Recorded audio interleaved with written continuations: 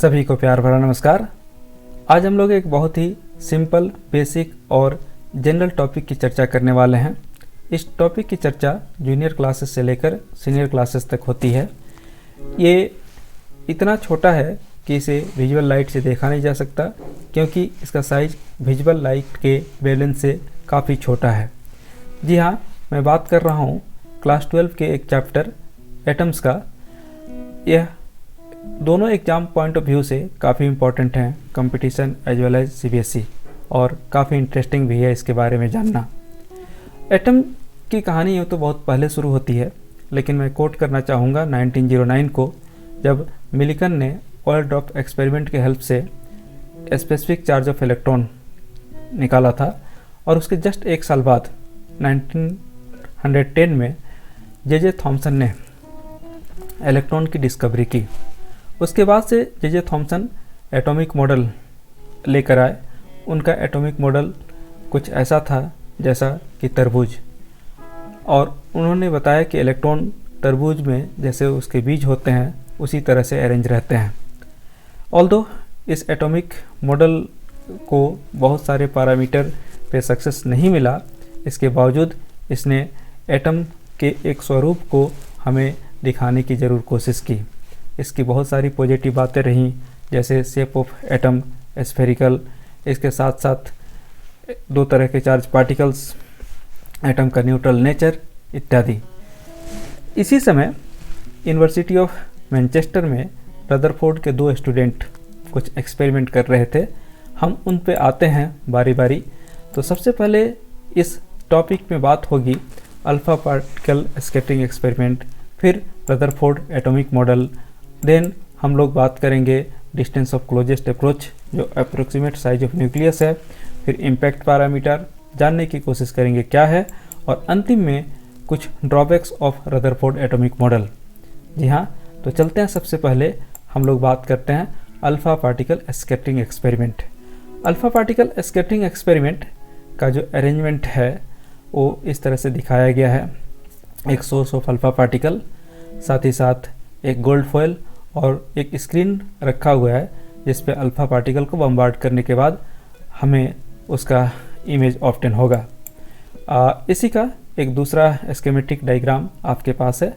हाँ, यहाँ source of alpha particle के बाद एक लेड ब्रिक्स लगा हुआ है जो अल्फ़ा पार्टिकल को एक स्ट्रेट लाइन में जाने में हेल्प करेगा, और साथ ही साथ यहाँ डिटेक्टर माइक्रोस्कोप ये बताएगा कि किस एंगल पे कितने अल्फ़ा पार्टिकल आ करके मिल रहे हैं। इसी को थोड़ा सा हम लोग एनिमेटेड ए में देख लें।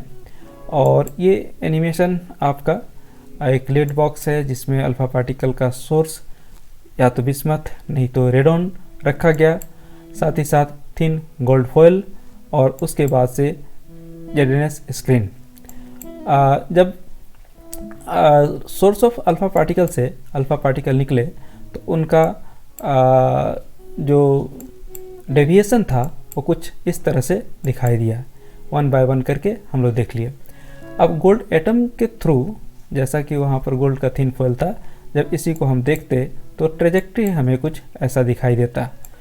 इस ट्रेजेक्ट्री के ऑब्जर्वेशन को लेकर के नंबर ऑफ पार्टिकल के साथ कुछ ये बनाया गया ग्राफ, जिसमें एक तरफ स्कैटरिंग एंगल और दूसरी तरफ नंबर ऑफ पार्टिकल्स स्कैटर्ड लिया गया। ये ग्राफ कुछ ऐसा आया। ओके, तो ये एक्सपेरिमेंट बेसिकली रदरफोर्ड के दो स्टूडेंट्स जिनकी बात हम कह रहे थे, जिगर एंड मार्स्टन ने किया था। और जिगर एंड मार्स्टन जब इस एक्सपेरिमेंट को लेकर के फिर रदरफोर्ड के पास गए तो रदरफोर्ड ने इसे दोबारा अपने पैरामीटर्स को लेकर के एक्सपेरिमेंट परफॉर्म किया। यहाँ पर कुछ डिफरेंसेस दिखाए जा रहे हैं कि रदरफोर्ड के एक्सपेरिमेंट में कौन से पैरामीटर यूज किए गए थे, जिगर एंड मार्स्टन के एक्सपेरिमेंट में कौन से पैरामीटर यूज किए गए थे। और जहाँ तक कि अल्फ़ा पार्टिकल की बात है, दोनों के लिए कॉमन रहा। अल्फ़ा पार्टिकल बेसिकली हीलियम का न्यूक्लियस या हीलियम के न्यूक्लियस जैसा है, ओके, जिसका स्पीड है ना 10⁻⁷ मीटर पर सेकेंड तक जा सकता है। लेकिन अल्फ़ा पार्टिकल जो यूज किया गया रदरफोर्ड के द्वारा, उसका स्पीड 10⁴ मीटर पर सेकेंड था। ओके, गोल्ड फॉइल का भी थिकनेस अलग अलग लिया गया था दोनों एक्सपेरिमेंट में। अब यहाँ से जो ऑब्जर्वेशन दोनों के कॉमन आए थे उन्हें नोट करके एक तरफ रखा गया और उसका कंक्लूजन निकाला गया। जैसा कि आपने देखा कि most of the alpha particle straight pass हुआ without any deviation. Most of the alpha particle straight pass हुआ विदाउट एनी डेविएशन। ये इस बात का प्रूफ था या इस कंक्लूजन की तरफ हमें लेके जाता था कि एटम के अंदर बहुत सारा स्पेस जो है वो खाली है, एम्प्टी है। इसके बाद से दूसरा जो ये आया वो था कि some of the alpha particle were scattered by only small angles of order of few degree. यहाँ पर भी जो डेविएशन हो रहा है अल्फा पार्टिकल का चार्ज, जैसा कि डिस्कशन में पहले था कि पॉजिटिव, और उसके बाद ये डेविएट हो रहा है, इसका मतलब कहीं ना कहीं कोई एक पॉजिटिव चार्ज पार्टिकल है। जी हाँ, वो पॉजिटिव चार्ज पार्टिकल सेंटर पे रहने वाला न्यूक्लियस के अंदर था और इसके कारण उसका डेविएशन।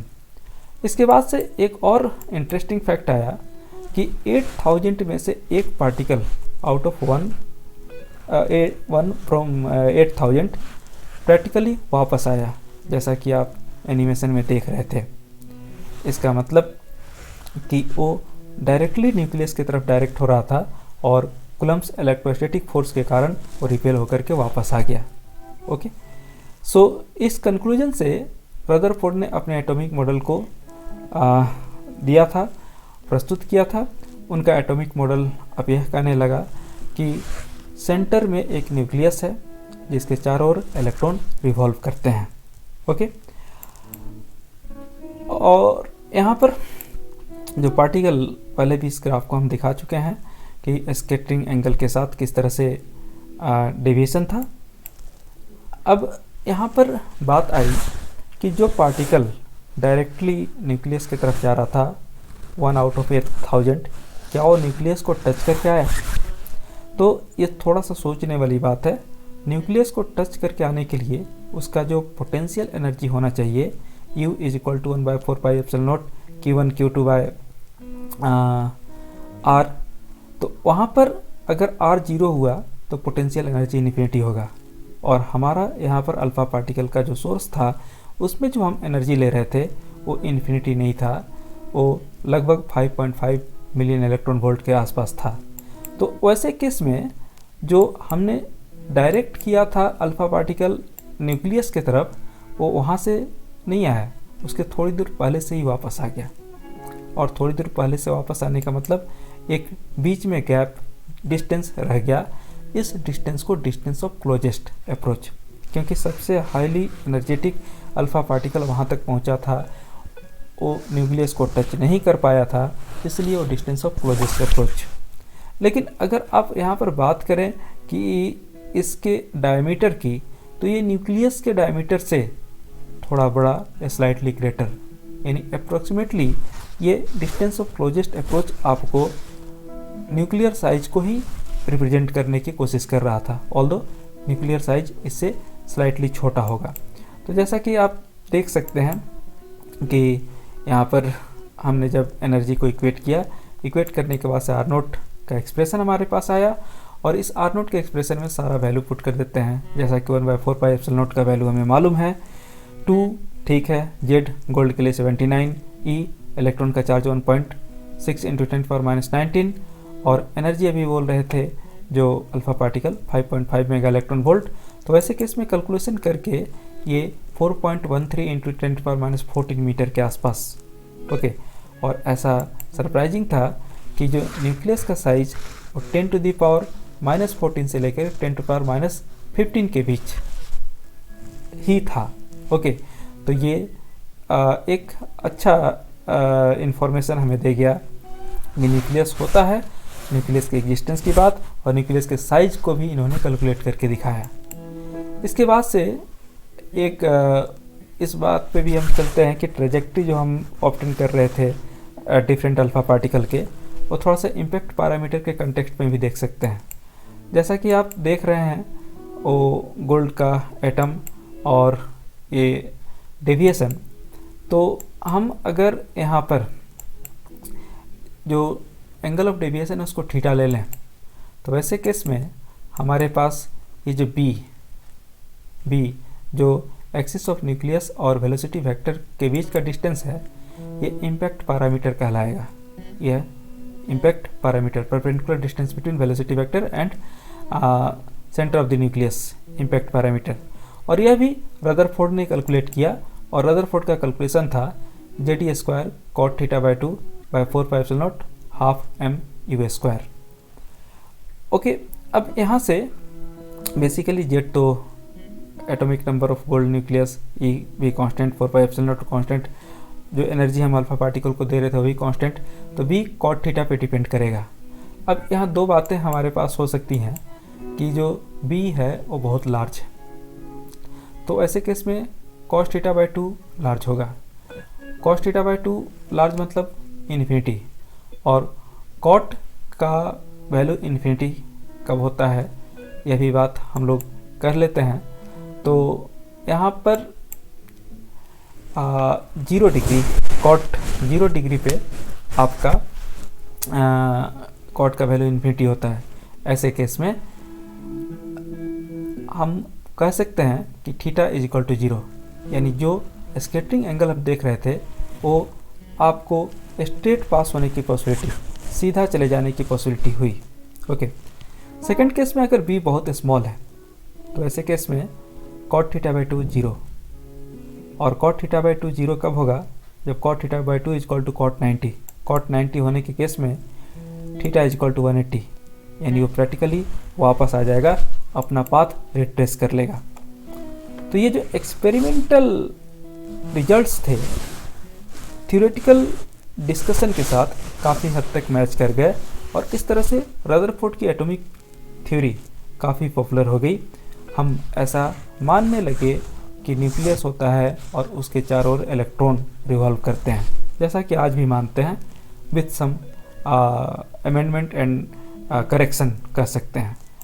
अब यहाँ पर बात आती है कि रदरफोर्ड के एटॉमिक थ्योरी की ड्रॉबैक्स क्या थी। तो रदरफोर्ड के एटॉमिक थ्योरी की पहला ड्रॉबैक उनका यह कहना कि इलेक्ट्रॉन सर्कुलर पाथ में रिवॉल्व करता है। अगर इलेक्ट्रॉन इस तरह से सर्कुलर पाथ में रिवॉल्व करे तो एक एक्सीलरेटेड चार्ज पार्टिकल होगा, और आपको मालूम है कि जो भी एक्सीलरेटेड चार्ज पार्टिकल हैं वो एनर्जी लूज करते हैं in form of electromagnetic waves. अगर इलेक्ट्रॉन की एनर्जी लूज होती गई तो अल्टीमेटली इलेक्ट्रॉन न्यूक्लियस पे फॉल कर जाएगा, और इस तरह से stability of the atom prove नहीं हो पाएगा, एटम अनस्टेबल हो जाएगा, जो कि ऐसा होता नहीं है। दूसरी बात ये आई कि रदरफोर्ड ने कहा कि इलेक्ट्रॉन जो रिवॉल्व करते हैं एटम के चारों ओर, वो किसी भी ऑर्बिट में कर सकते हैं। अगर ऐसा हो तो इलेक्ट्रॉन के ट्रांजिशन के कारण जो रेडिएशन इमिट होगा, स्पेक्ट्रम जो बनेगा, वो कंटिन्यूअस होना चाहिए। लेकिन पाया गया कि इलेक्ट्रॉन